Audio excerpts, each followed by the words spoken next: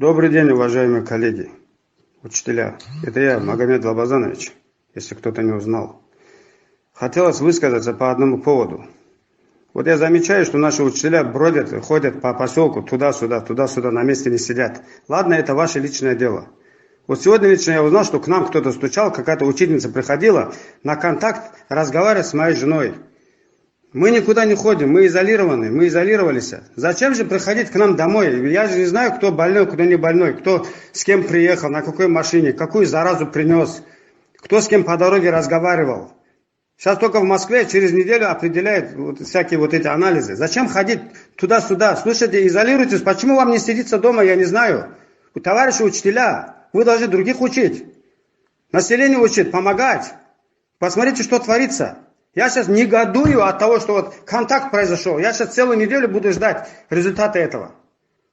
Сидите по домам. Какие там могут быть проблемы у вас? Какие могут быть, я не знаю, дела какие-то?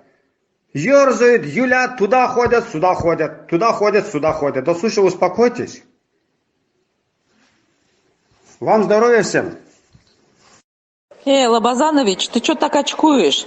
Ты меня удивил. Кричишь аж, вопишь. Что ты 100 лет собрался прожить? Если судьба, нам умереть от коронавируса умрем. Что ты такую панику? О, боже мой.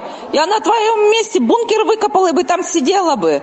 Ужас, не ожидала тебя. А если война? А если что? Вы что, все трусы, что ли, такие? Кошмар. Паникер, первый паникер, я в шоке. Ужас. Я знала, что мужики очкошники, но что до такой степени не ожидала. Кошмар, нельзя приходить туда-сюда. Да мало ли куда ничего нельзя. От всего не убережешься, чтоб ты знал. Охренеть, блин.